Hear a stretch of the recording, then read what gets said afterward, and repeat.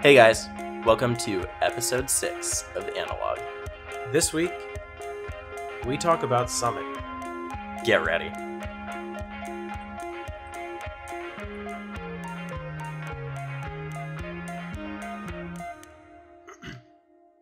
Hey guys, welcome to our Smash Summit 6 focused episode of Analog, which is, rightly enough, episode 6. Analog, ranked number 2 in our region, number 1 in your hearts. I'm Zane. And I'm Mike Hayes. That skit was really good. If you guys didn't see that skit, you have no idea why Rishi just did that. But we're going to be breaking down the skits from Summit. We're going to be breaking down all of the dumb mafia from Summit. We're going to talk, it's a Summit-focused episode. Like I said, Summit 6, episode 6 works really, really well. Yeah. Believe it or not, we have a lot to talk about. That is our catchphrase now. Yeah. Yep. So first on the agenda is the man we had on our podcast. 3 weeks ago? Some number of weeks ago. Yeah. Zane. Yeah, he had an amazing summit. God, when he got all 3 bonus stars in Mario Party and ended up winning, he had 0 stars. I mean, that was, That was the high. That's Zane really best a buy-in has ever done.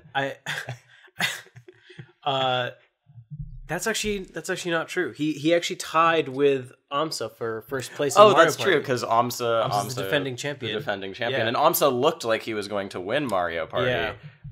Him and HBox both had 2 stars. I was so...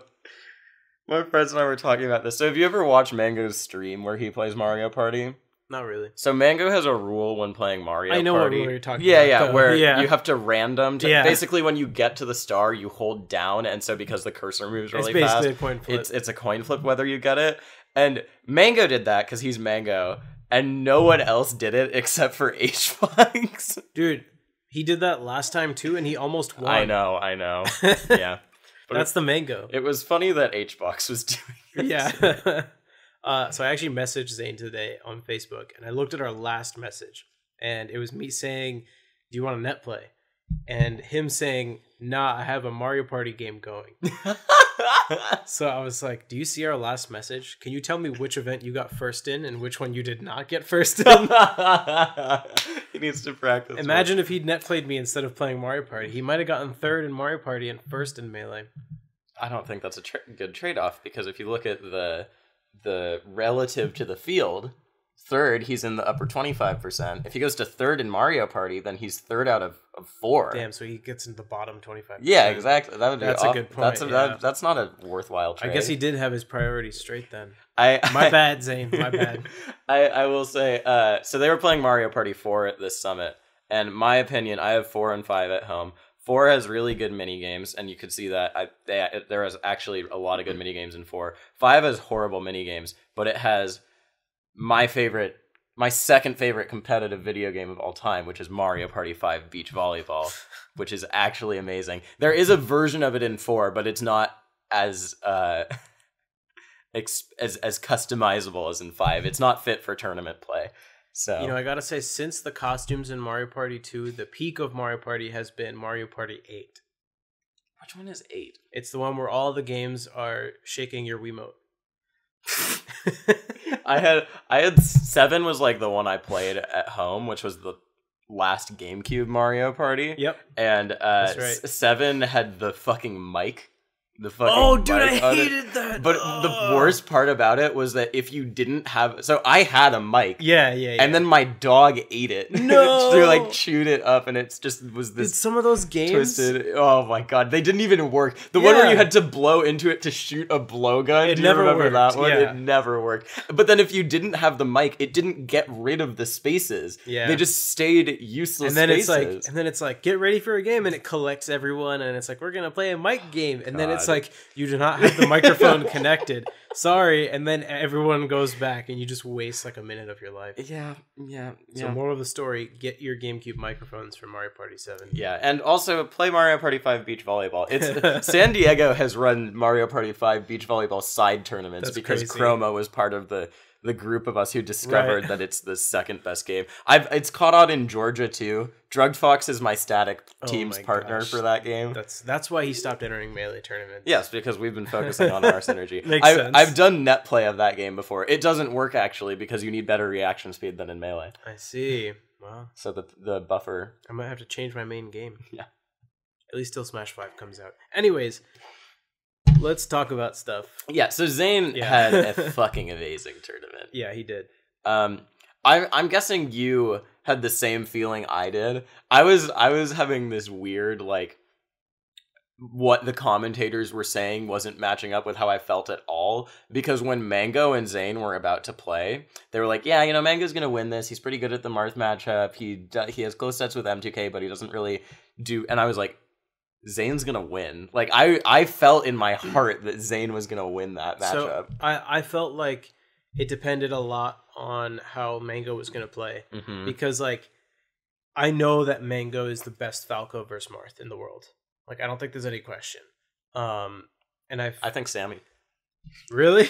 Oh, no, maybe that. Well, have you watched that set? I think I mentioned it on the podcast before. Sammy, Falco versus Pew Pew Marth. Okay. He loses, but I don't think I've seen it until he loses. In any case, yes, I think Mango's amazing at that matchup, and I felt like if Mango were playing hot, I didn't think that Zane would win. Why do you think Mango went to Game 5 with Stango then? Mango Stango at Genesis, was that just? I think he's just asleep on Stango. Okay, and then he woke up, and then it was kind of a body bag for the last couple games, wasn't it? It went last stock Game 4 too. Really? Stango almost won that, like, very legitimately. I was never afraid of Mango losing that set. And really? Like, I feel like when Mango's on fire, like, he is the best Falco versus Marth. Do you think Stango didn't feel the right to win? That's probably what it was. He probably didn't feel like he deserved it. Like, he hadn't earned it. That said, the way that Zane was playing against Mango, like I tweeted this out during the set. I was like, Zane makes this matchup look near impossible for Falco. You said it looks like Falco has to outplay Marth. Yeah, like every Falco step strictly of the way. has to outplay Which is Marth. true. That's what it is. And then, Falco does have to outplay Marth. And Zane was about to win 3-1, and then Mango turned into the best player in the world. Yeah. Oh my fucking god. And he almost did that. Game 5. Game 5 too. But like he did turn into the best player in the world. Yeah. And then he bared Zane the wrong way and he lost. Yeah. That was actually, I've rewatched that moment so many times because he was making a very similar comeback. Yeah. And what happened was he chose to go for all these dare combos instead of sending Zane off stage. Mm-hmm. And then finally when he ended it, he was on the left side of Fountain and he bared him to the right. But he had so much time where he could have gone around and bared him to the left, and he would have won just straight up if he did that. I just can't stop thinking about that Game 4 last stock Mango when he's down, and I just couldn't believe what I was seeing. It literally looked to me like the peak of Melee. I was like, this is what Melee is supposed to be. That's the phrase you kept throwing around. Yeah, it just like, I don't know how to describe it. If you guys haven't seen it, go watch it. Watch the whole set, and you'll know what we're talking about. Because it's like Mango's back is against the wall, and he claws his way out by just outplaying Zane maybe 12 times in a row. Mm-hmm. Like, Falco's openings on Marth are not that great. Like, you have to have a strong neutral, and then you have to win mix-ups after you get a hit to kill Marth. Yep.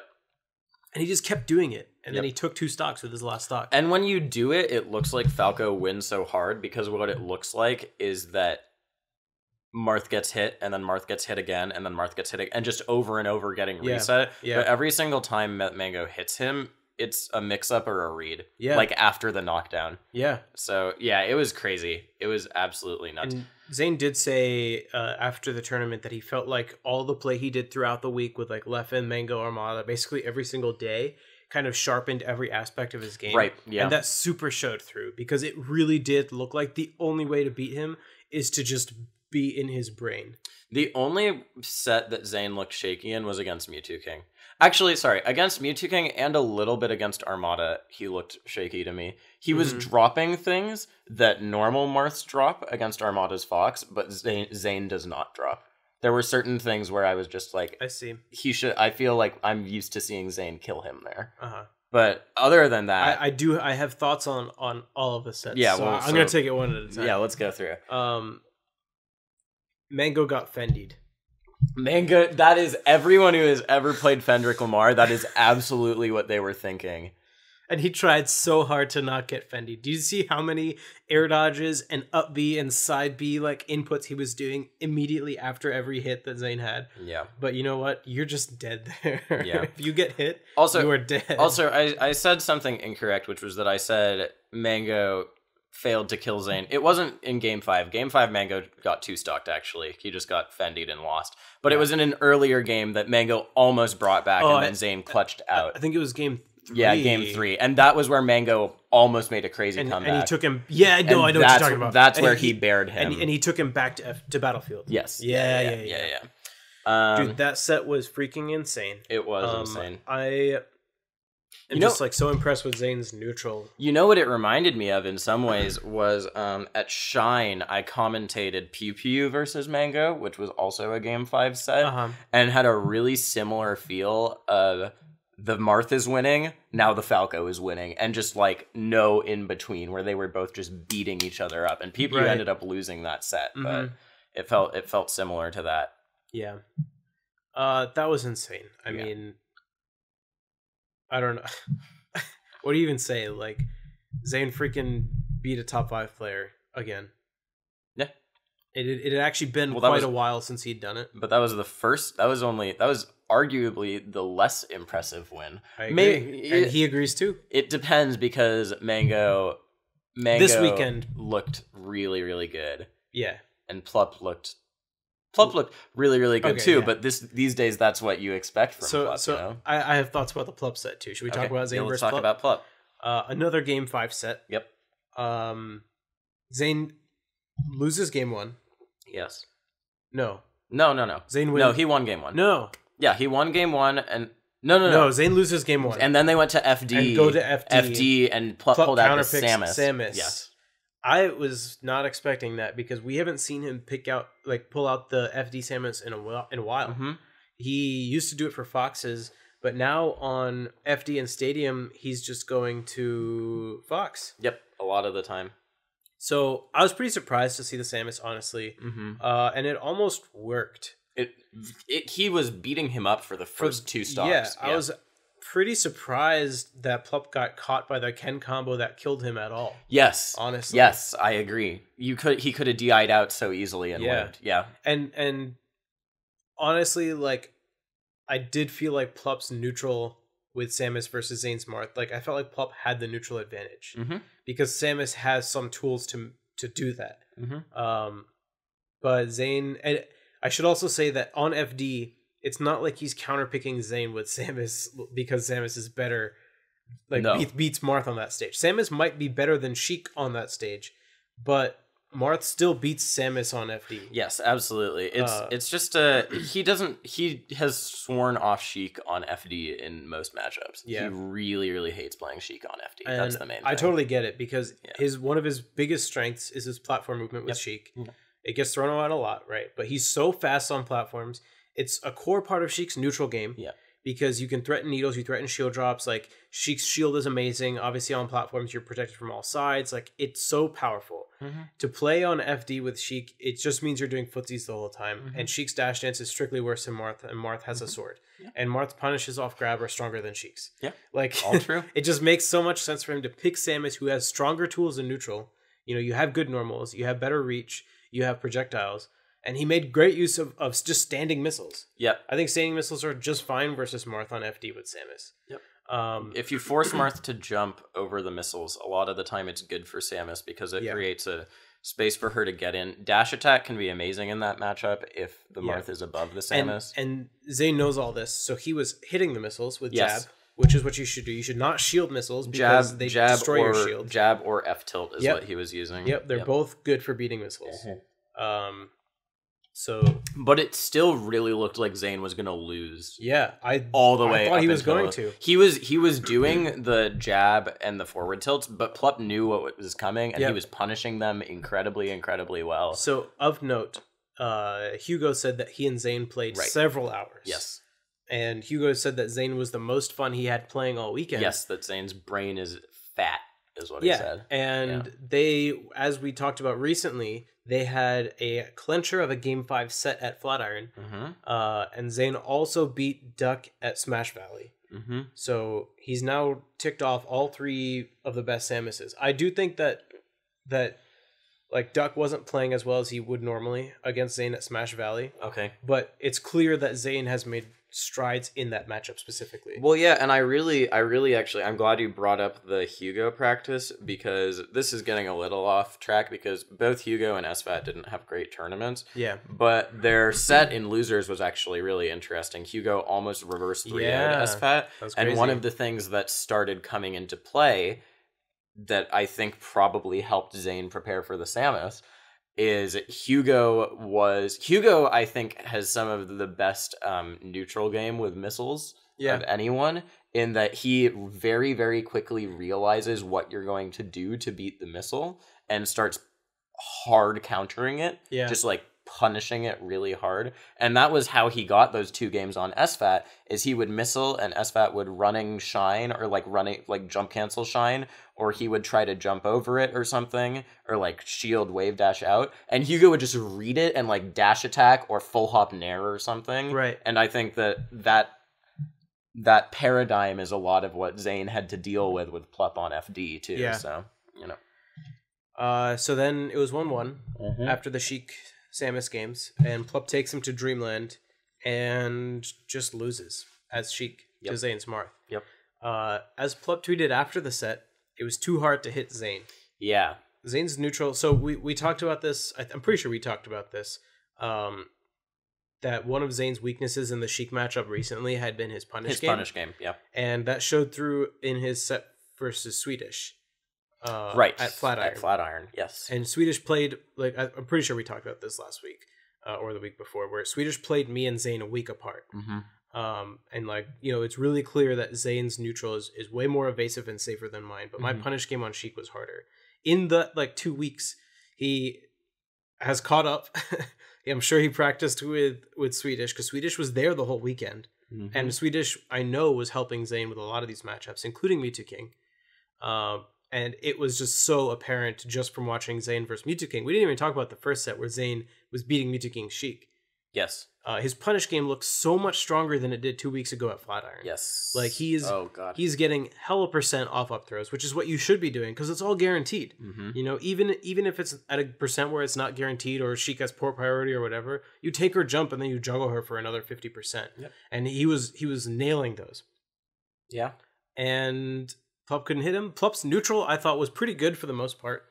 Like, it's really hard to play footsies against Marth on the ground, which Plup was trying to do to get any hit that he could on Zane. This is a set where it's hard to pull. It's easy with the Samus because it's a weird matchup. It was easy with Zane versus Mango. But this set really was just very solid back and forth melee with both of them battling it out. And it's hard to pick out, like, super narrative reasons for why the set went one way or the other than Zane got really good against Sheik.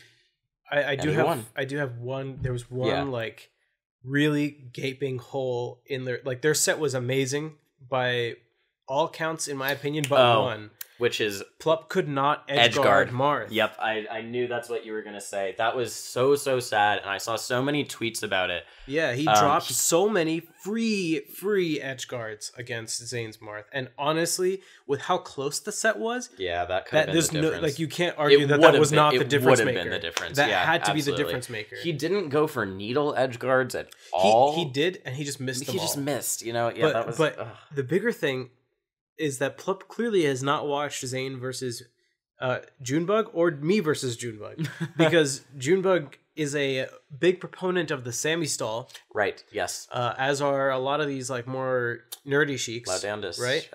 Like, you just grab ledge, you drop, and you use the initial hop of Sheik's up B to grab ledge again, and it's invincible the whole time. Yeah. And you literally force Marth to up B onto the stage.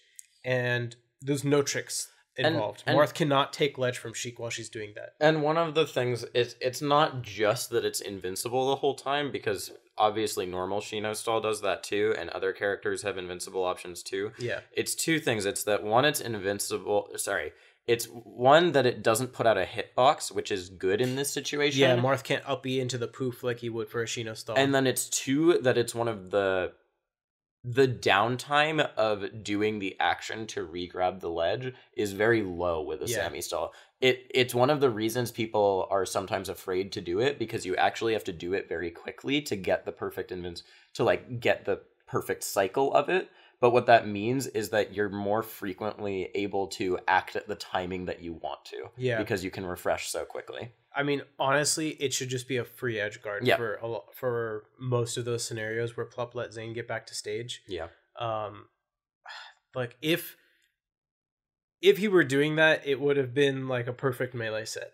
That's true. You know? Yeah, that's the big thing. It was just like this one huge hole in the game that Zane abused. And he clawed his way to a 3-2 victory. He did. And then he went on to fight Mewtwo King in what was maybe the least anticipated winners finals out of like everyone. Yeah. I mean, Mewtwo King smartly started Marth this time. Yes. I think he's terrible at Sheik versus Marth personally. I think he just runs up and either grabs, down smashes, or shields.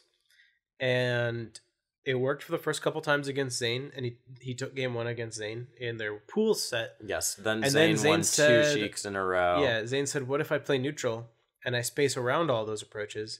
Then what are you going to do? Yep. Mewtwo King is not nearly as fast as Sheik on the platforms. I also think his grounded footsies with Sheik are not as good as Plup's. Mm-hmm. So then he just became a sitting duck, basically. Mm-hmm. Yeah, this set was really interesting. This was one of the sets where I do think that Zane maybe started to lose the momentum he had. The first 2 games were super duper back and forth. Yeah. Zane looked amazing, and his punish game on M2K was miles ahead of M2K in terms of like actually getting damage off of an opening. Yep. But even in those first 2 games, what you could sort of notice, was that M2K was winning at the ledge. And that got circumvented by Zane having some fucking incredible recoveries. Yep. Watch the ending of it. It was game 2, the one he won with like the 10 techs in a row, right? Yeah. On FD. That game is insane, and Zane's recovery like saved him a million times over. Yeah. And then games 3 and 4, if M2K had Zane by the ledge, he was taking 60-70%. I've always felt that way fighting against Mewtwo King's Marth. Mm-hmm. It's that he's better than all of us other Marth players at using F Smash to edge guard. Yeah. And you know why? It's because he's been doing it to Ken since 2004. Well, and he conditioned Zane really hard in that set too, because initially Zane was he was wall riding with his up B and getting really close to be able to tech. And then M2K caught on in game 3 and took 3 stocks at like 40%, where he just ran off knowing Zane was going to DI into the stage and upbeat. Mm-hmm. So then what Zane started doing is he did the furthest magnet that you can do, where you go really far away. But because of that, you have to go high. And it means you can't tech the F smash at all. Yeah. And M2K just read it and just F smash tippered him at like 60 and he died. Yeah. Yep. Like 10 times. Zane and I have played a bunch of Marth in the last like year and a half, and our like edge mini games have evolved significantly over time. Mm-hmm. Like we both learned a lot of new options on edge guarding and recovering.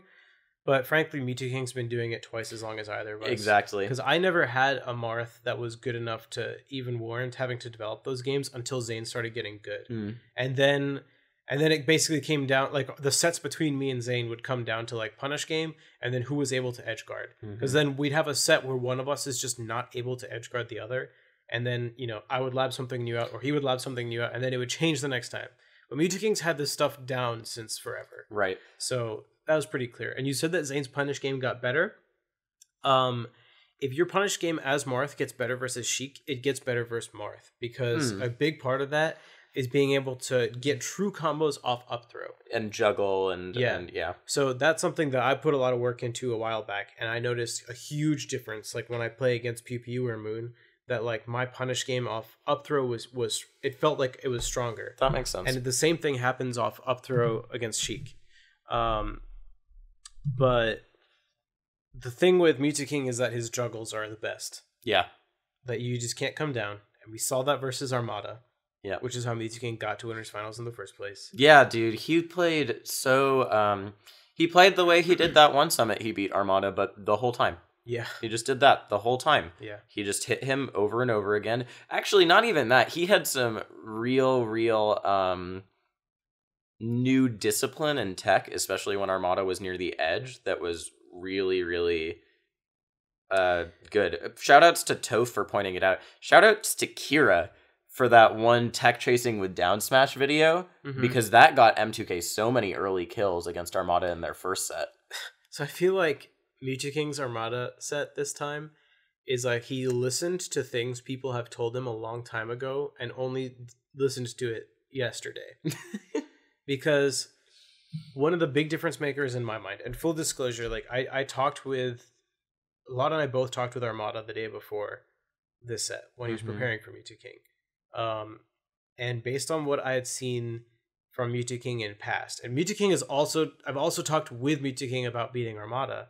One of the first things I told him a long time ago was just like deal with turnips better, because his mix-ups with turnips were basically 1 or 2 layered. Like he would just do the same things, and then Armada would catch on, and Armada just wins neutral. This time, his handling of the turnips was significantly better, and I was like, did he just like go back a year and a half in our chat history and like like decide to implement, you know, the catching turnips, hitting turnips and ignoring them, catch and release, like things that he hasn't done? That was in the last few sets. Hitting turnips and ignoring them was a really, really big part of it. Because I think we've seen M2K do the catch turnip pseudo glide toss before. That's part of what he did in the Armada set he won 2 summits ago. But then the next set after that, Armada was super ready for it, and he would shield and nair out of shield every single time. Right. And just beat the dash in. Because what M2K likes to do is glide toss dash attack. It's not really a glide toss, but it looks like it. Yeah, he just throws it. He likes to glide toss dash attack or glide toss grab. Yeah. And so nair out of shield. I told him to do that, by the way. Because he always used to do the dash attack, and Armada started shielding it. I was like, just do it with grab or dash attack. And it's literally 50-50. Yep. But M2K just looked solid, man. And I don't mean that just in his gameplay, I mean mentally too. Yeah. It got talked about so much, but M2K was just, I don't know if he even knew he was there, as evidenced by his pop-off. Do you know what I mean though? It was like, it didn't seem like any of the matches he even realized the gravity of them. Did you see his the way he was sitting against Zane with one leg up like this? Literally, his leg was like on the CRT. For the people who can see, M2K literally had a leg up like this while he was playing, and he was just sitting like this. Usually, he sits with his legs crossed, like super duper crossed, and his controller to the side, yeah, like this. Yeah. But him having his leg up like he was on the beach or something. Funny. I mean, he was that. He was like, "Oh, Zane, this isn't a big deal." I love you know that. how many Marths I've beaten? Yeah. I don't. It didn't even seem like he went through that thought process. He's just like playing. Yep. Super casual. I don't even feel like talking about his set with Leffen. I felt like Leffen was outplaying him and then lost. Mewtwo King said that was the worst set they've ever had, and I do. I don't know if it was the worst set they've ever had. I think the quote unquote Return of the King set at PAX Arena, Leffen played fucking awfully the whole time. Yeah. M2K played amazing. So that wasn't a bad set because M2K, it was just M2K styling on Leffen. Right. But I think that was maybe the worst Leffen's ever played, was in that set at PAX Arena. That set was regardless, this set was nothing worth really talking about. No. Yeah. But that's actually surprising, because Leffen, if you had asked me at the beginning of yesterday, I would have said Leffen was ready to take the tournament. I agree. Just because he had been playing so cleanly all weekend. He looked incredible all weekend. What was his pool? He was number 1 seed in his pool because he beat Leffen, West Balls. No, he was 2 seed. He beat West. He started 2 seed. He got the 1 seed. Yeah, that's what I meant. He went out 1 seed because he beat West Balls, Plep, and SFAT. None of which were close. He destroyed all of them. Yes, he did. It was brutal. He did. And then he destroyed AMSA. That was the best showing anyone had against AMSA all weekend. I mean, Leffen in these mid-tier matchups, dude, like, he just knows what to do. And we were all kind of wondering what was going to happen in him versus AMSA, because he doesn't really get Yoshi practice, but no one gets Yoshi practice, right? But he spent the morning net playing Nez. Nez, yeah. Shoutouts to Nez, who made the controller I've been using for a month and a half. Yeah, he also used to be a Yoshi main, although I think that's... He said that was for like 2 months. Yeah, people overplay that a lot. Yeah. And also, Leffen actually dropped a piece of...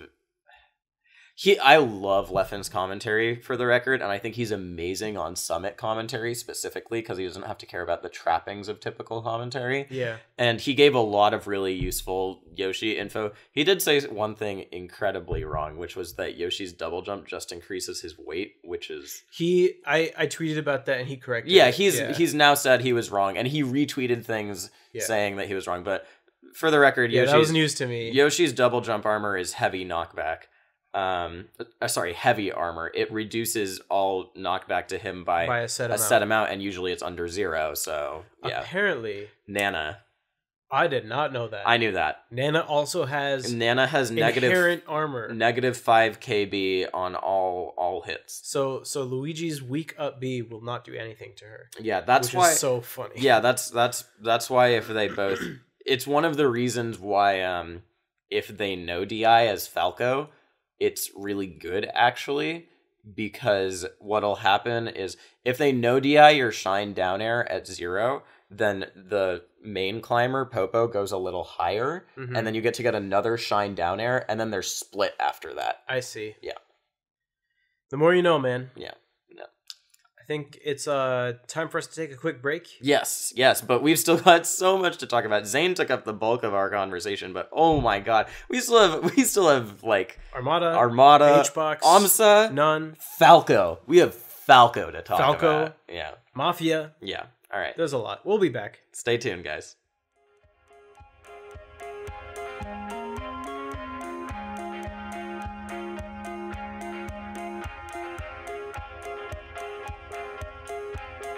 Hey guys, welcome to our shout out corner for the week. This week we're going to be shouting out the YouTube channel Melee Mixer.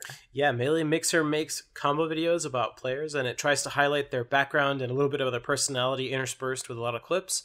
Production value is high. They have a lot of cool videos, and at the time of this recording, they just released, not 20 minutes ago, a new video on Zane. Yeah, mixing together his combos and also some of his personal life.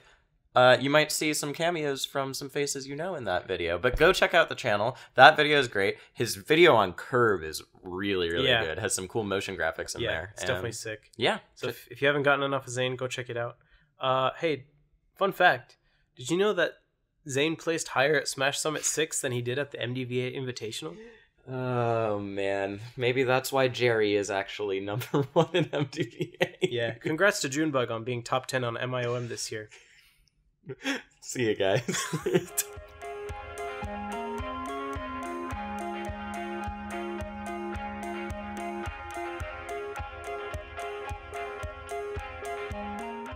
Welcome back, guys, to part 2 of episode 6. I think we mentioned this a while ago. We now have just as many episodes as there have been Smash Summits. Yeah, we hit it at the exact moment as them. Yeah, we which basically was our planned plan that. all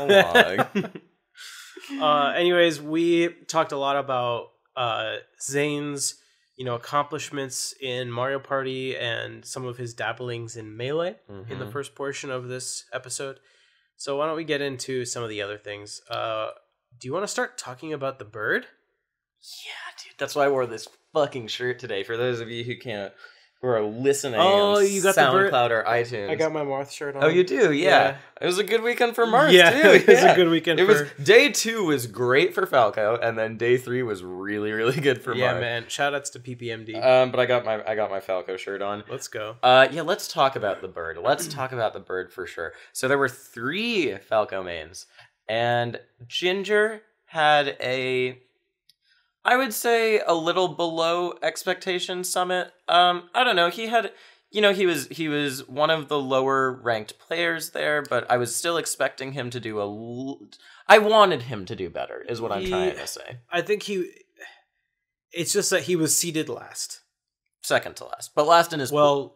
Yeah, I mean, he's seeded not to win any sets. Yes, exactly. Right? Yes. I think his first round was Plup, his second round was Zane, and his third round was Westballs, which was his best shot at winning, I think. Yeah, he beat Westballs before. He has beaten Westballs, and Westballs has shown to not be, you know, as consistent as the Falco Ditto, I guess. But, right, and then we've talked about tryhard Westballs recently. Yes, and then in fucking top 16, he played Hungry Box round 1. So yeah, and looked respectable. It was a 3-0, but it was last stock almost every time, I think. He did say that he took hella notes from Mango beating HBox. Interesting. I actually saw that because I saw he tried to do Mango used up smash a lot against HBox, and I saw Ginger throwing that in, and it looked like someone copying something they had seen a day before. Yeah, and he did mention like laser up smash, and he talked about like when Mango chose to use F smashes and things like that. But still good from Ginger. Him and Westballs were really fun to watch in teams when they were doing the double Falco. Yeah, and I don't know. I love Ginger, and I know he's just like he's a very holistic player. I think it's just a learning experience. Westballs also had sort of a summit. It really rode a lot on him beating Wizrobe, which went down to game 5, and Wizzy ended up winning.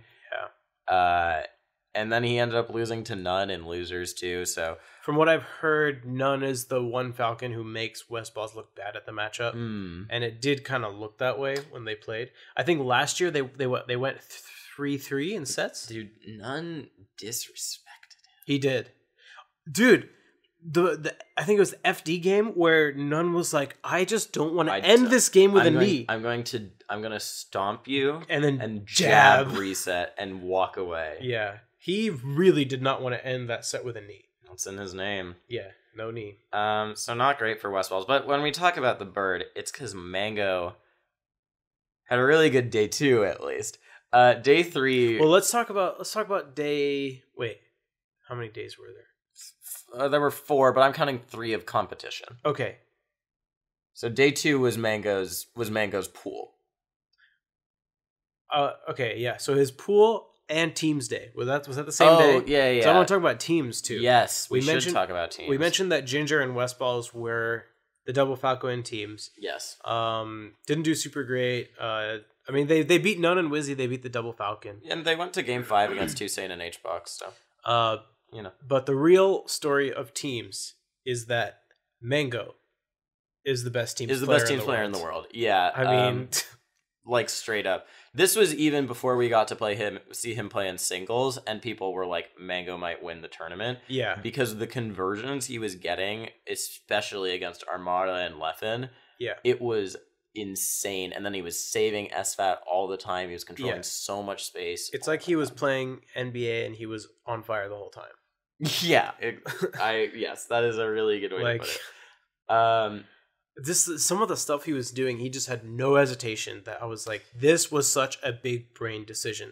Like one of the things that comes to mind, they were playing None and Wizzy, and one of the Falcons popped up SFAT, and Nego just got up there and dared him. Yep, he's like, you get back on the ground. These Falcons are not going to touch you. Like, they're not going to knee you because I put you back on the ground, and now we're good to go. Yeah, and you know, it was...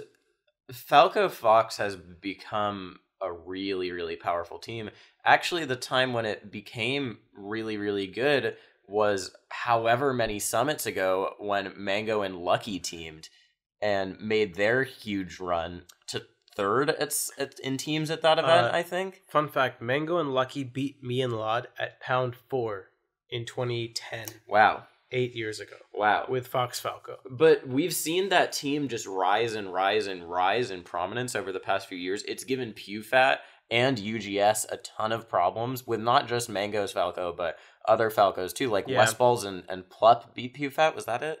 Westballs and someone. I don't remember. Anyways, Falco Fox has gotten really strong. And I think one of the reasons for it is that as we've seen this shift towards a team combo oriented meta where what you can just pick up someone at any time, Falco as a support is one of the only supports who can disrupt that without committing himself to it. But one of the things that Mango does, I've seen support Falco, right?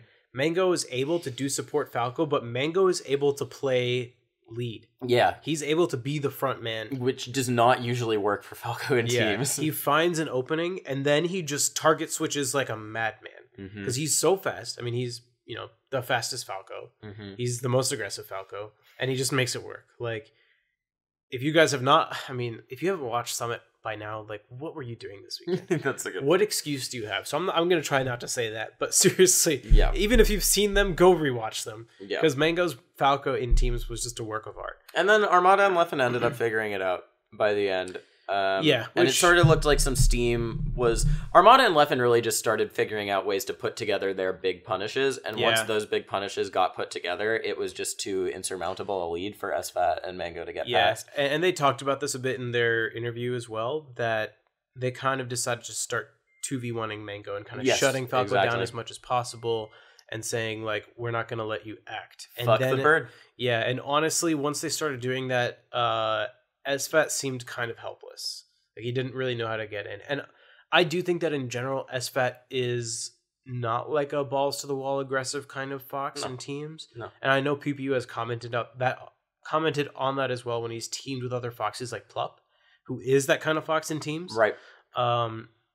So it's a lot harder for SFAT to do anything when Mango gets shut down and might, maybe on some level is tilted and doesn't want to. Yeah. But teams was just the prelude to what was to come. Yeah. Because Mango Day 2, oh my god. So Mango went Falco the entire tournament. I have been wanting Mango to go Falco in both these matchups against Peach and Jigglypuff for so long. Yeah. I think Falco wins those matchups. Yeah. Falco Peach is my favorite matchup in the entire game. I think it's so sick. Dude, I just wrote an article on this like a month ago. Yeah, you did. About Falco. Yeah. And I've been saying on Twitter, I've been playing Falco in tournament for fun against Puff and Peach because the matchup I think is doable. I studied PP to study for my article that I wrote. And honestly, I didn't think we'd get to the point where we would see this until I was watching the highlight videos from Mango and Armada playing friendlies in the week leading up to Summit. It's 5.5. At 5.5, because Mango playing Armada with Falco versus Peach, he wasn't playing Fox at all. Or he did a little bit. But mostly I was seeing the Falco, and I was thinking, like, this seems doable, the way he's playing. Like, it seems like he can just go Falco in tournament and just forsake the Fox, because he was putting up a fight. And Mango not going Falco against Armada is a hang-on from the days of when Mango really was trying to dual main. So this was in 2015, 2016, when Armada had first picked up Fox, and the counterpick war that became evident was that Mango's Falco would lose to Peach, but it would fuck Armada's Fox. Yeah. Mango's Fox could win against Armada's Peach, but it would get destroyed in the Fox Ditto. And so that was the counterpick war. Then Mango learned the Fox Ditto, and then that was when he became pretty much a Fox main for a little bit. Yeah. But it was because for a while the Falco existed only to beat the Fox. Right. And so I thought that was just sort of weird, because it's not like Mango's Falco really... He just had a few bad tournaments against the Peach, is what it really felt like to me. And he was so quick to shift off to the Fox. Yeah. I really wanted to see him give it another go. And I tweeted this out, but I feel like the reason I love this matchup so much, so a lot of people cite Fox Marth as one of the best matchups in Melee. And I think one of the reasons for that is the characters have similar speeds. They both have really good dash dance games. They play good grounded games. So they have a nice duality that gets flipped completely on its head when you think about punish game and edge game and stuff. Yeah. And to me, Falco and Peach is that, except instead of dash dance games and speed, it's air control. Yeah, I can totally see that. Yeah. And they're the two characters that feel like that. Yeah. So I love that matchup so much. And it was so cool to see Mango do it. Implement a lot of cool new tech with his up smashes, with the up Bs that he was doing. Yeah, to threaten, yeah. Which are, the way he was doing them, amazing. Mango's aerial drift is the best of any spacey player. Yeah. First of all. any player, maybe. Maybe not HBox. Yeah, that's the one you would have to argue with. Armada has amazing drift too. That's true. But but easily up the spacies. Yes. Mango has the best drift, and the way that Falco's jumps work is that it lets him show off that strength so much. Yeah. And when you talk to Mango about drift, he says, I think he said it on commentary recently as well, but he'll always tell you that he learned that from playing Puff. Yeah, absolutely. He's like, playing Puff, you can't be good unless you master aerial drift. And yeah. He shows that with his Falco. I mean, you could go back and watch his sets over the weekend and count the number of drift back, like fade back dares that he did that baited out a shield grab and then he got a kill off of it. It's insane. And those up Bs have so much to do with drift too, because I would not recommend just trying to up B the Peach because there are so many ways it can fuck you up.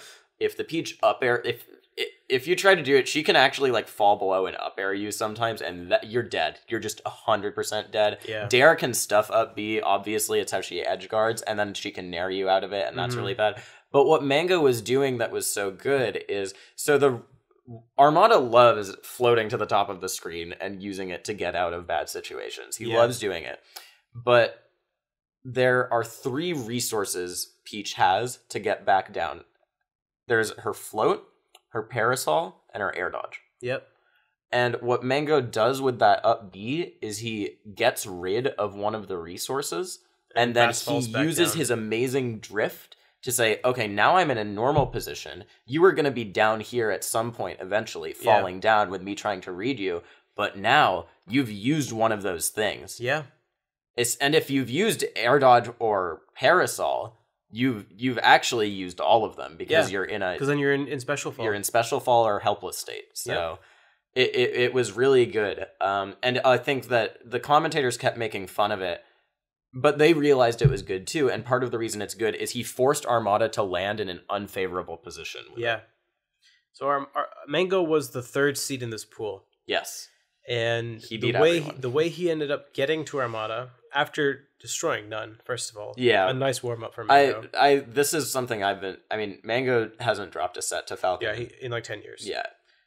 But then he played HBox and went Falco for the Puff. I saw it as a possibility that Mango would go Falco on Armada. I was pretty surprised to see it on the Puff. Less surprised after watching him play in teams and everything. Right. But then he just wins. Yeah, well, the thing about this that made it more surprising, too, is Mango tried Falco versus Puff, again, at Shine. Yeah, it did not work. It didn't work at all. No. Did he take a game? He might have taken a game on like Yoshi's. But other than which that... Which Westballs has done, too. It did not look good at all. Yeah. But he came out with those new tricks. The up smashes were incredibly useful in securing early kills and also just defending an airspace in front of him. Yeah. So let's talk a little bit about HBoxing this as well. Yes. I think this weekend was a great example of how much better HBox is at the Fox matchup than he is at literally any other matchup. Because HBox's pool started off by dropping the first Puff Ditto game that he's dropped in a long time. And Toussaint says that he is good at the Puff Ditto.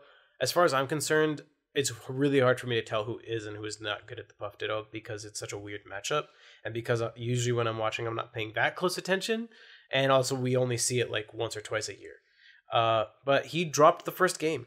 And if he drops one game, he can drop 3 games. He ended up taking the next 3 games. But just the fact that Toussaint, who is barely a top 100 player, literally is ranked number 100. Yeah. After 100, you don't get ranked. That's true. That is how it works. Thank you. Yeah. And this is the number 1 player in the world. And he dropped a game. I mean... Yeah. That by itself says a lot. Like, for one thing, you got to give credit to Toussaint. Because clearly by now he's better than he's barely there. Like 50, 60 range at least. Because he's gotten, he has 3... The lucky win. The lucky Mike Hayes. Mike Hayes, yeah. I mean, he's shown that he's good. But still, HBox is the number 1 player in the world. No, it's incredible. It's incredible. There are not that many people who can claim to take a game off him. And then second, losing to Mango's Falco. Before, I don't think we've seen a Falco play the matchup properly since PP. Mm-hmm. And no one has beaten HBox since PP with Falco. Mango... that's not true. Westballs won at Sandstorm. You're right. But didn't he play Fox that set at all? He might have played I think it was Falco the whole time, actually. He might have played Fox a game, but I think he lost it. Okay. I don't know. It was mainly Falco.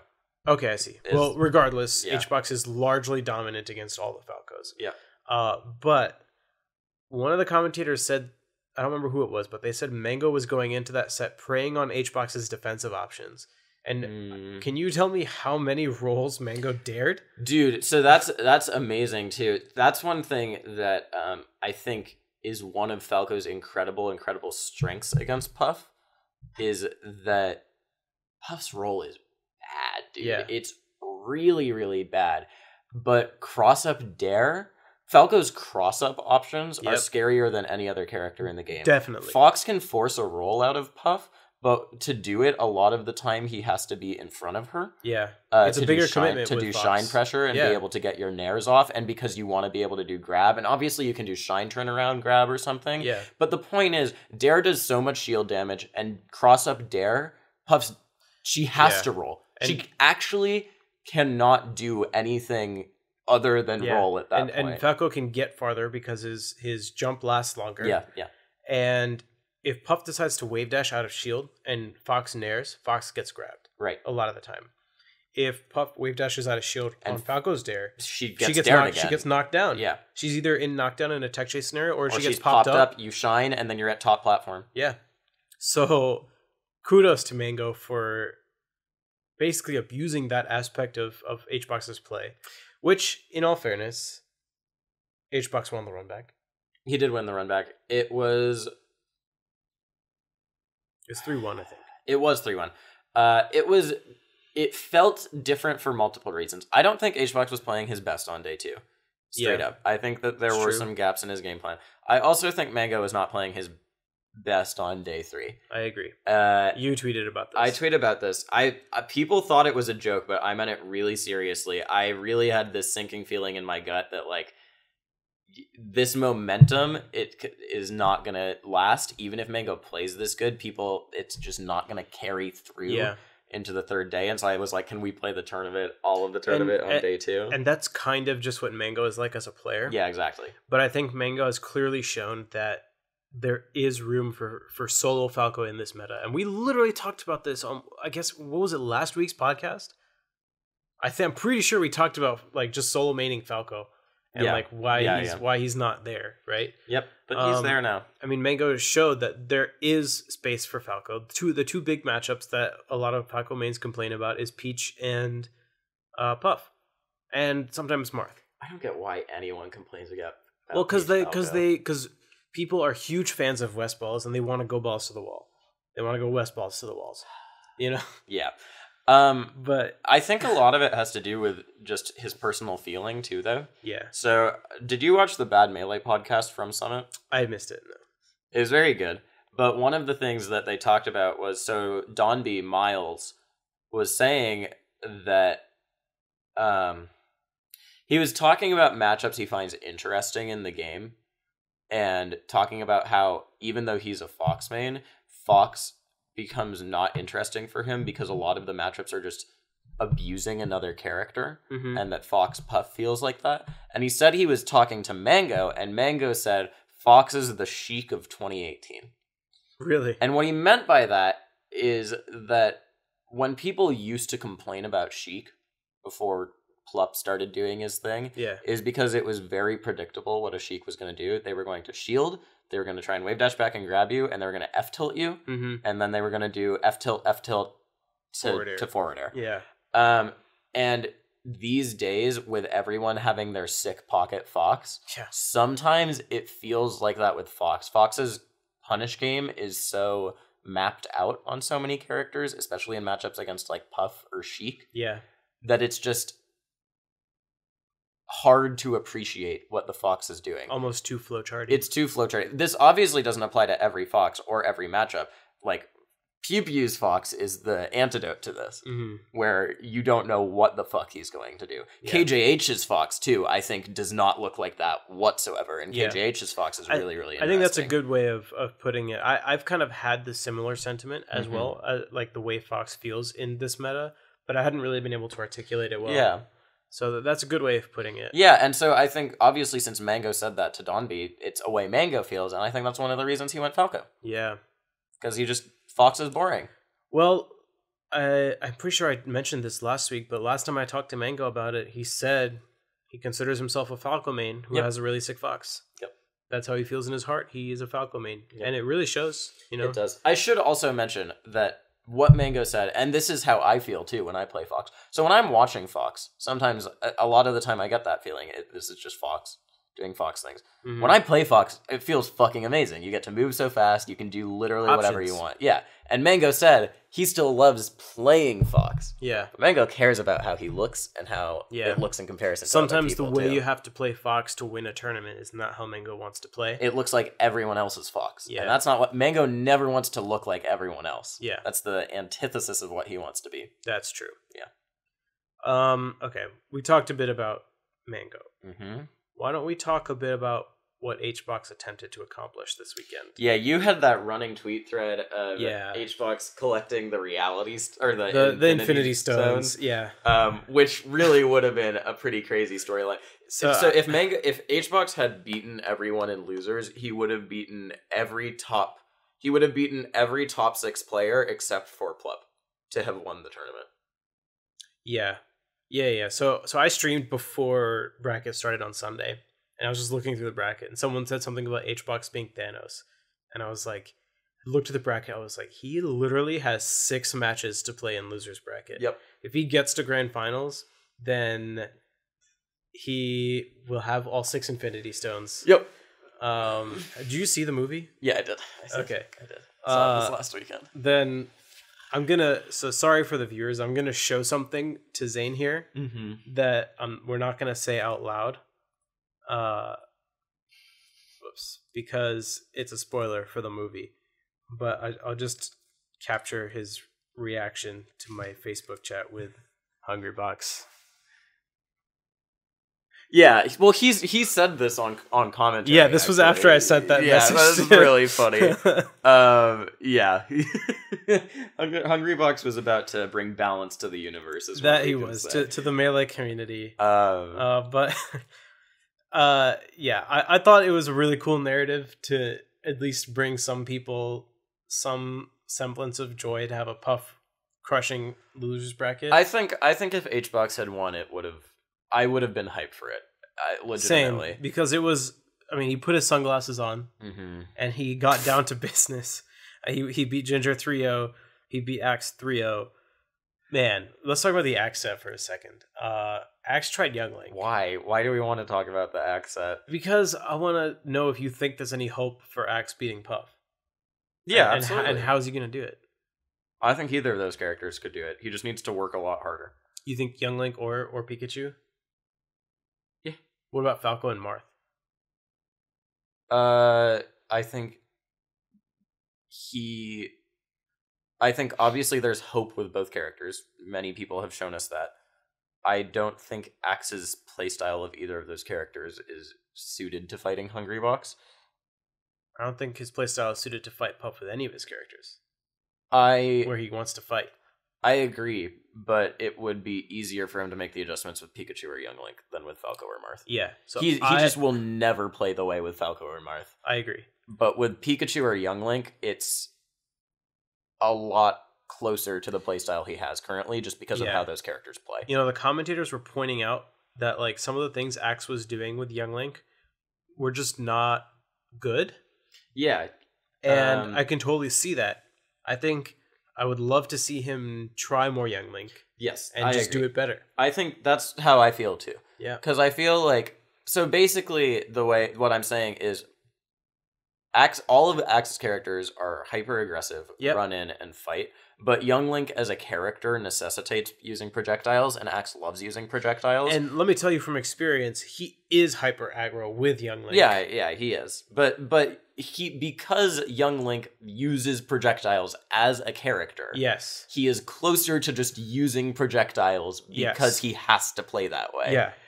To play the fucking character. He doesn't use bombs though. That's the most infuriating thing. It's so awful when Hungrybox is literally dropping through a platform and wave landing on it just repeatedly. And what Axe does is he runs in and nares or throws a boomerang. Yeah. And I'm like, you can do that in 2 seconds after you pulled a bomb. He's not gonna move towards you, dude. Yeah. He's gonna stay there. Yeah, the commentators were making a point of talking about that as well, saying that Armada's focus when playing Young Link was largely around getting those bombs. Yeah. Because it's a kill confirm. Yeah, and I don't need Axe to focus on getting bombs. Yeah. But he needs to pull them. Yeah, and they compared it to the way Plup was criticizing Hugo's Samus as well. Yeah. Where Hugo kind of uses charge shots as a way to control space in neutral.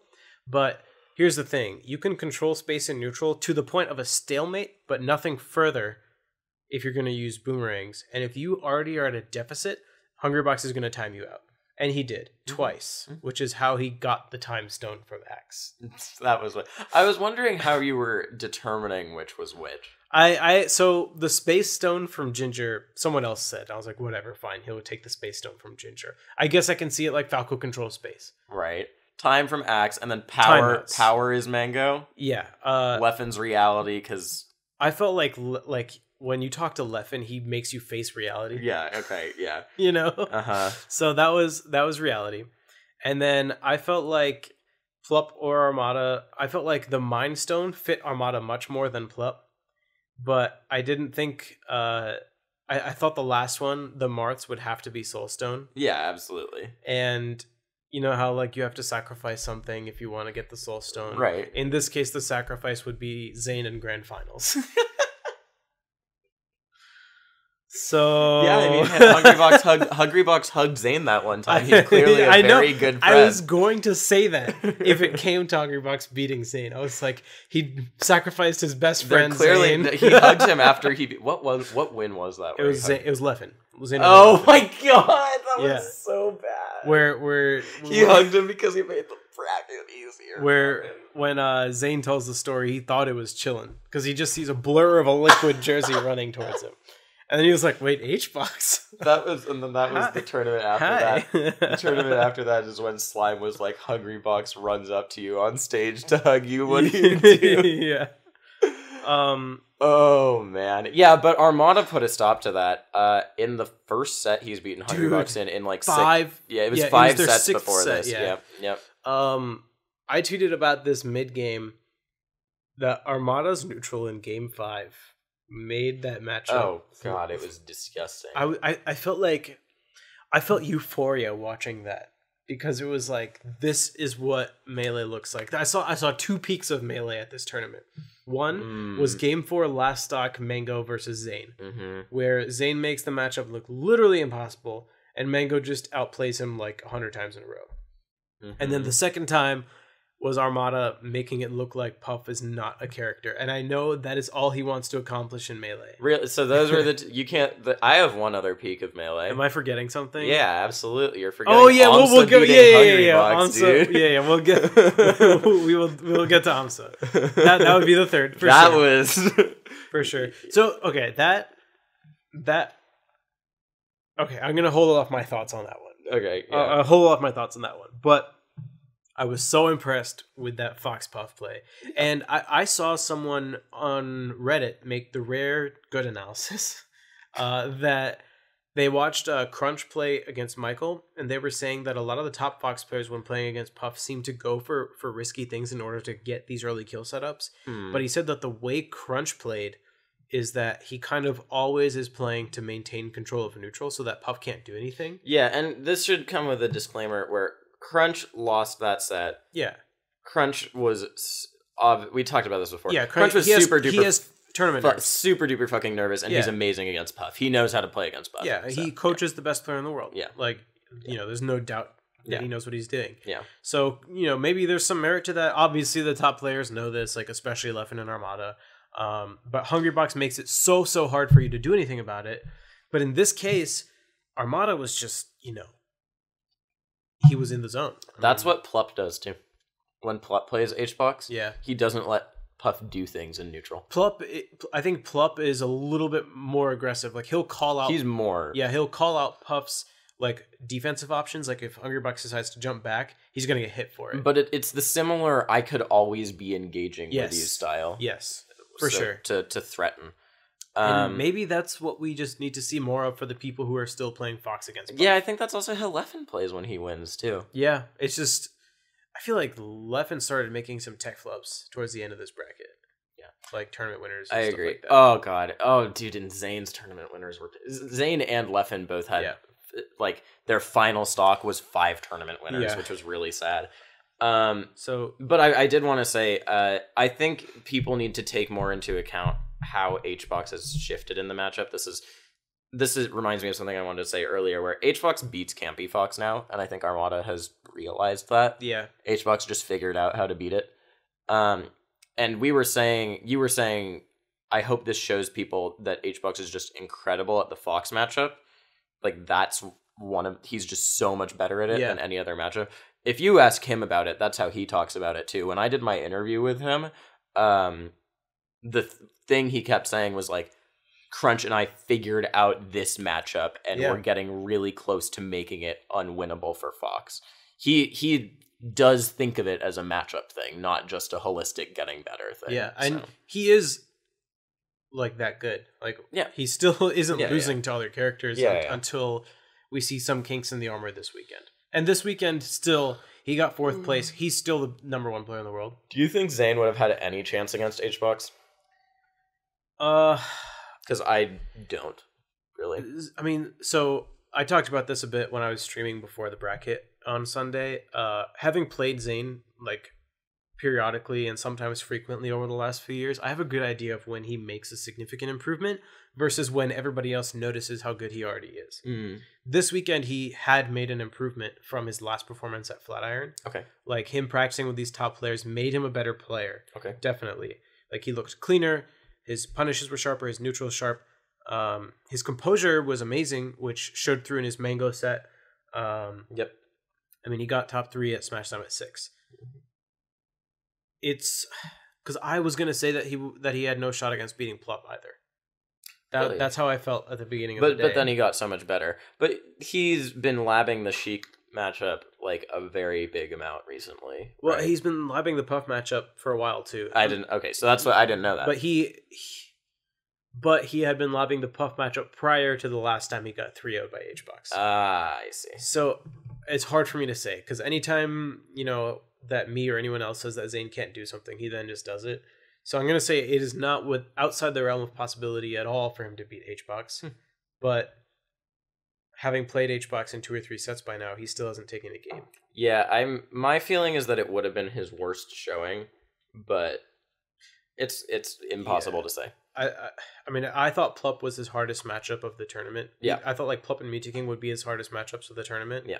Followed by Armada and HBox. Yeah, absolutely. But I don't know, like the amount of improvement and adaptation that he shows just from playing and committing to getting better is unprecedented. Yeah. So he's crazy. Props to him. But I was explaining all this to my roommate who was watching with me, who she does not play Smash at all. Mm-hmm. I was having to explain, like, this would be such a big deal. Like, and even, because I was saying he might win this tournament, because it was very possible he could have won the tournament. It was possible. And I was saying if that happens, it would put Melee on its head. Yeah, it would be so much bigger of a deal than Plup even doing the thing he did. Because Plup was so clearly in a tier above everyone else. He was so close for so long. For so long, and he'd been grinding for so long. And for Zane became a top 100 player a year ago. Yeah. Literally, 2016 rank was his debut at 67. And then he got bumped up to 41 for the summer last year. Mm-hmm. And he finished the year at 22. Yes. And now is undisputably top 10.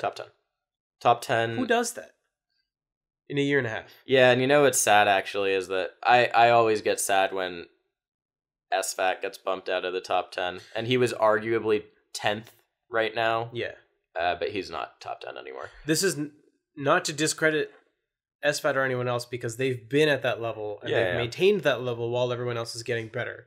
It's just the fact that Zayn has now joined them. No, but yeah, top 10 now is the 6, and then in some order, which it's impossible to say, it's Amsa, Zayn, Wizrobe, and Axe. Yep, it's pretty clear. Yeah.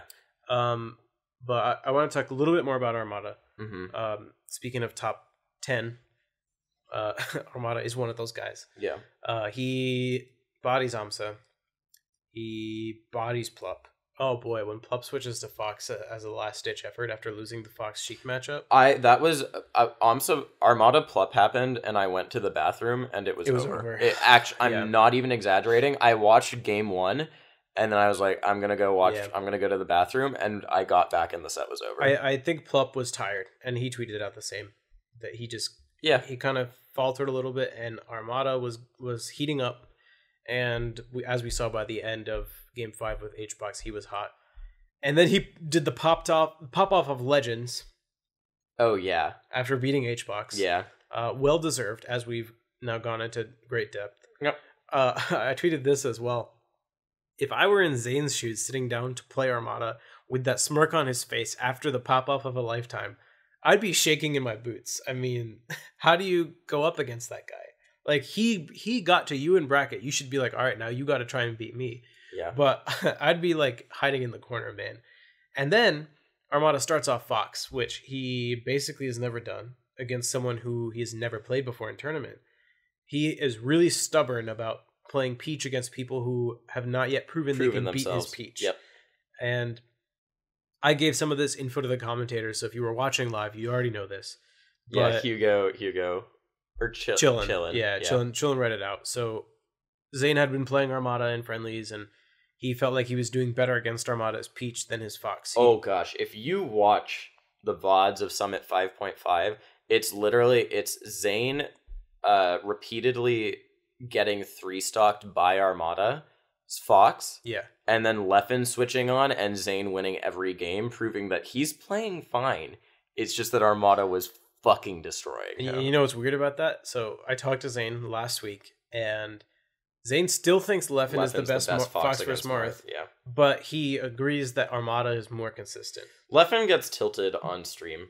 Yeah, he totally does. Something when he like quit out versus Marth. Not in like on tournament stream. Yeah. But when he's at a house stream, he gets super duper tilted and plays bad.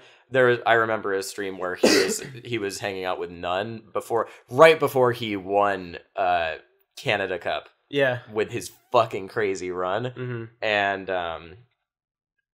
And Nunn was like just winning friendlies, and Leffen was getting so angry and getting mad at chat for pointing out Nunn was I guess like tournament day Leffen is a different person. Yeah, absolutely.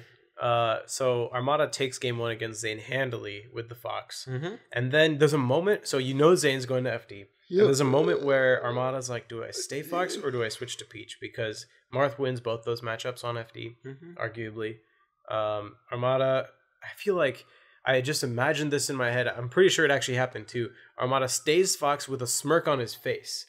Like, he doesn't care what happens that game. Yeah, and this is when Toph talked about the his match versus Silent Wolf, where he says, "Good luck." I went and looked that up. I looked at it too. It's not good luck, dude. I think it's good luck, homie. Might be what he says. It doesn't look like a dude at all. I saw someone on Reddit say that Armada's addressed this on stream, and he wasn't actually saying anything to Silent Wolf. Okay, that's what I thought. He muttered to himself. Yeah, that's what I thought. And Silent Wolf misheard him, but I'm gonna go on believing that Armada. I said good luck, dude. Oh my god, it's so fucking you're up 1 game, best of 3. I'm on my last stock. Good luck, man. Like, I'm Armada. Do you know who I am? I've been there. No, it looks like he was talking. If you look at the VOD, it looks like he's talking to himself more than anything. But he didn't say anything to me outside of the game when I got that close. Yeah, but then all he did to me was pull a Stitch and then take the game. Which is also what he did to. So Zayn wins on FD. It's 1-1. He looks a little sloppy in his FD win. Honestly, to me, there are some things that he's missing, but he wins. And Armada sniffs blood in the water. And Armada goes Peach. And Armada goes Dreamland. And Zane's life. And Zane's life. That game is not even close. Then game 4 happens. They go to Fountain, which is Zane's preferred counter pick in a lot of matchups when he has already used FD. I think some people were questioning why Zane didn't go Yoshi's or Stadium. Mm-hmm. For Stadium, Armada goes to Stadium. Yes, because he likes having the room to get turnips. Yeah, so they were saying something about like keeping Armada on Peach or something, but no, like Stadium, he'd be kind of picking himself. Yoshi's is Zane's favorite stage. I'm honestly not sure why he didn't go Yoshi's for the Peach. Maybe he didn't. Maybe he did want to keep him on Peach instead of Fox. He went Fountain a lot this weekend. He does love Fountain. He went Fountain a lot of times when people thought he was going to go to Yoshi's. Yeah. He did it against... I want to say he did it against Plup, too. Against Plup Sheik. Or against Mewtwo King Sheik. He definitely took he did it on Mewtwo King, and this is more insider info. So, well, for one thing, they started on Yoshi's, and Mewtwo King took that game. Oh, that's true. And people were wondering why they didn't start somewhere else. Like, it's a weird starter for Marth Sheik, but having played Mewtwo King in Marth Sheik and friendlies, he gets tilted on Fountain, right? Okay, because he feels like Sheik can't come down on Marth. Yeah. So he just thinks Marth loses or Sheik loses on that stage. Yeah. So he probably struck it, and Zane knows this because we've talked about it. And he's played Mewtwo King, so I think that's one of the reasons he ended up picking Fountain. And it worked, right? He took that game. And then against Armada, he was looking better than on Dreamland for sure. He was still a little bit behind, and then Armada pulled a Stitch Face, and it ended. Yeah. That was it. That Stitch Face really just finished the game. There was no chance of winning after that. Yeah. I've been there. I mean, it was when I was playing Armada and I was up 1-0. We were even stocks and percent on Stadium, and then he got a Stitch, and I lost the stock and took like an extra 40%. That was the only. Also, Armada pulled 5 or 6 Stitch Faces in bracket. Dude, he pulls a lot of turnips. Yeah, he does. One of the things he does well, but he pulled so many. That was the only one that had any impact the entire bracket. He pulled like 2 against Amsa, and they didn't do it. Amsa played around it. Right. Did he not use them on anyone else? I guess he wasn't... I guess not really.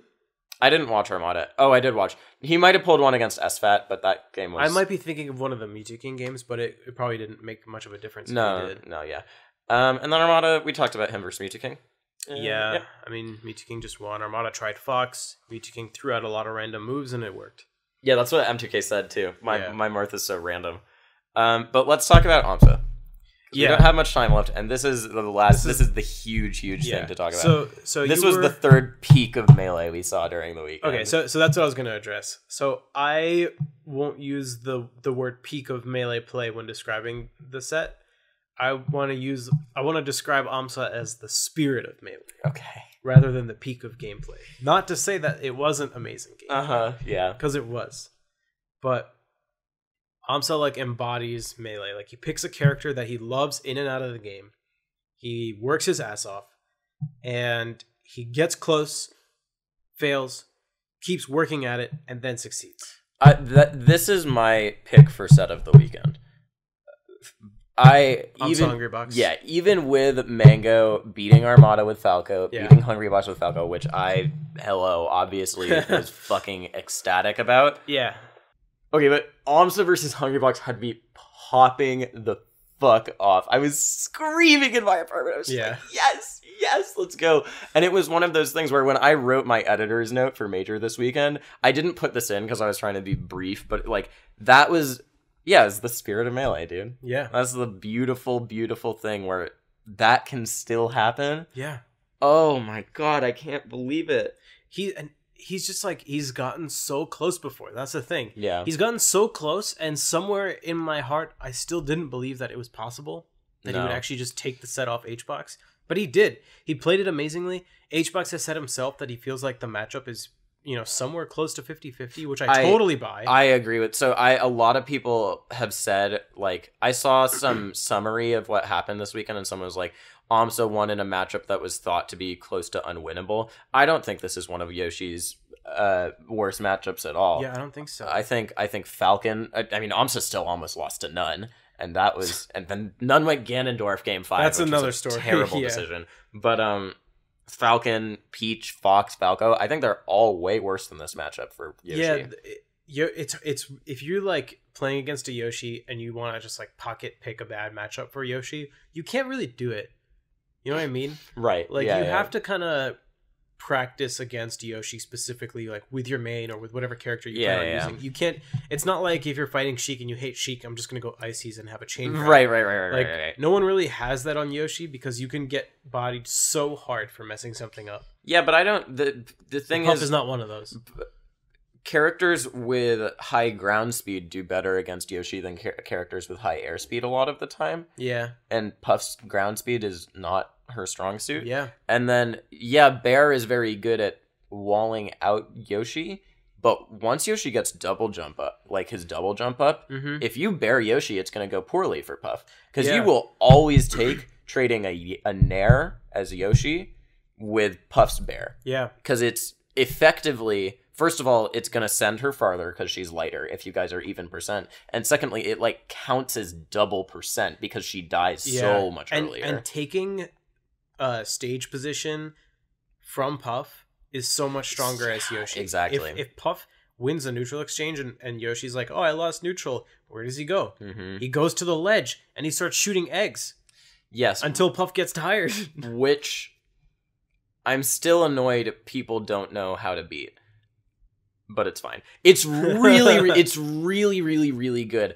Shout out to Amsa. He's been doing this recently. He does the down B stall now, double jump down B at ledge. And the reason he does that is because egg stalling is not invincible the entire time. If you do egg stalling exactly frame perfectly, it's always vulnerable for 1 frame. And if you hit Yoshi, he's dead. He doesn't have double jump armor during that time.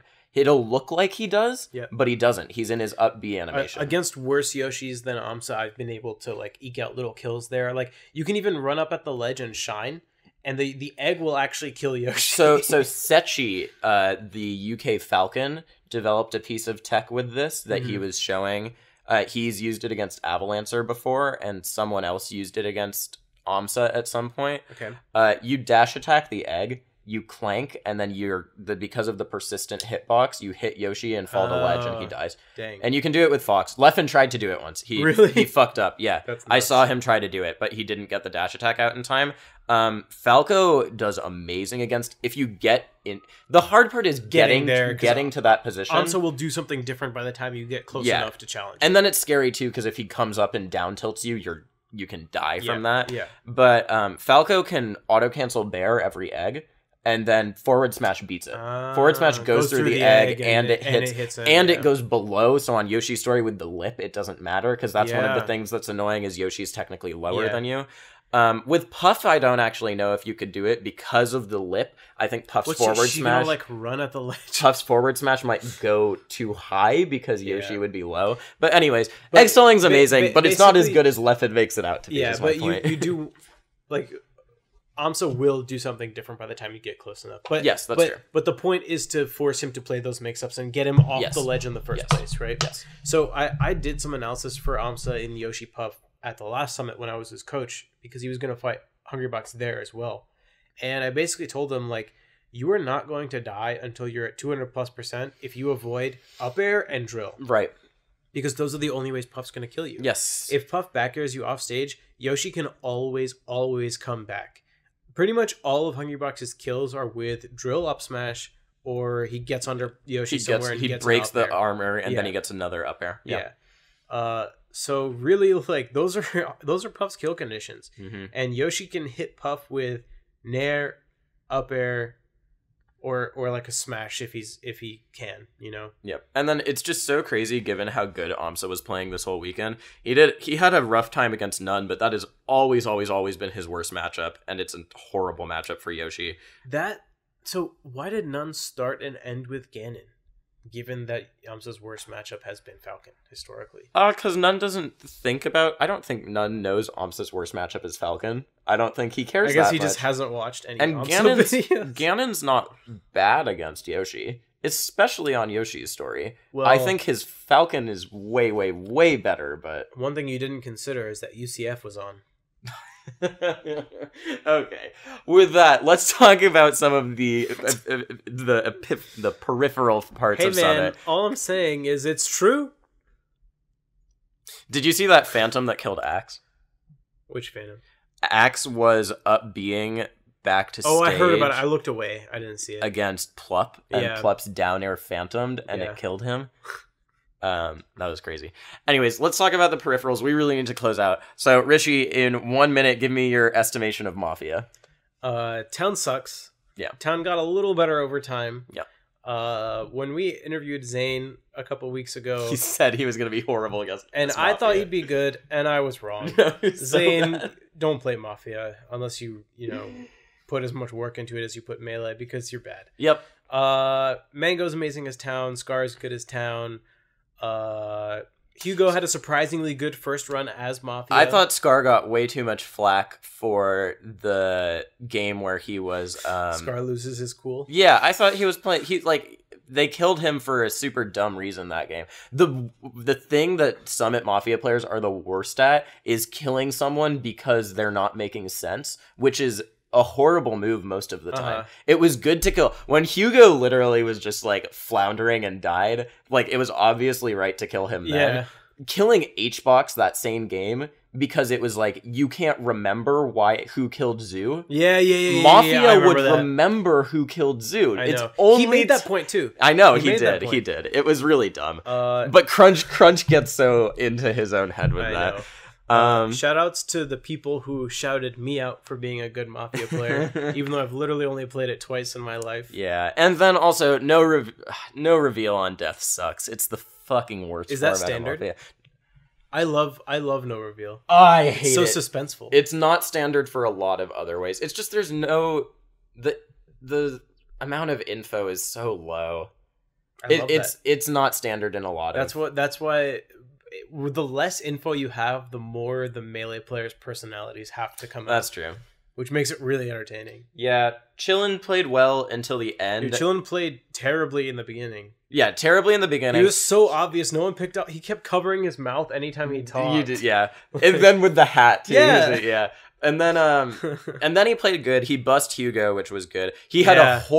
he had the worst argument of all time to try and save himself, which was I voted for every person. I voted with Town, which is literally that's what Mafia is supposed to do. Yeah. Is you don't care who you lynch. Dude, it as was so Mafia. obvious that he was Mafia by the time it was 3 people left. It was because so obvious. He's like, look at Ginger. He's such a good actor. I felt like he gave up by that I point. think Brandon was playing it up, honestly. Yeah. Yeah, Chillin totally gave up. When Chillin had his look at him, he's such a good actor. Didn't you see the sketch? I was laughing so hard, Yeah. but I was like, you know you lost, right? And then Brandon was like, why do you guys think that you were left alive? And Chillin's like, well, they probably left Ginger alive to, because there was some heat getting on him. And then he was like, wait. And Ginger was like, who's they? And Chill's like, and was then he stupid. Let's smiled. ignore That was that. stupid. Let's ignore it. Okay, and then Skits. I think Brandon didn't notice that. No, he didn't. Chillin was like, "Ugh." Yeah. And then Skits were good. I thought they were funny. Yeah, they were funny. I don't think they were the highest quality. I thought the Black Panther one was really fucking funny, Yeah. actually. I mean, there clearly wasn't as much like editing or anything as Yep. last time, Yep. which we kind of Expected. talked a little bit because it was a lower budget. Yep. But I think it showed that they were still really funny. Yep. The true Axe That was skit really was good. hilarious. History of Melee was good. Shout outs Yeah. to Anok, Big Nook, Edwin Budding for helping out with that. I Oh, know. really? Yeah. But it was good. That one actually was really interesting to me because I wanted it to get really, really avant-garde because it seemed like that was the direction it was going with the computerized voice and stuff. Yeah. So I wanted it to get intensely philosophical or Yeah. like actually just get Lovecraftian horror before Right. the collapse of the universe and Yeah. like really like have everything come together and get super nihilist. Yeah. But every single part of it was funny, so I liked that. I like that it like all took place in like a little theater. Yeah, that was With, great. like, the little That's why curtains and I everything. wanted it to do that because it felt Yeah. very Slime actually, I was talking to him and he mentioned that when M2K won, it felt very Samuel Beckett, who is the playwright who wrote Waiting for Godot and who like invented the theater of the absurd. Right. And they were definitely going for that Yeah, with, you could see with that sketch too. So I know Slime is a huge Samuel Beckett fan. Shout outs Slime. I'm a Tom Stoppard guy though. So. Yeah. Anyways. And then the other ones were like pretty good. I mean, they mimicked the like the Infinity War trailer. I think $100 as Thanos is like an obvious storyline. The only thing I thought was bad were...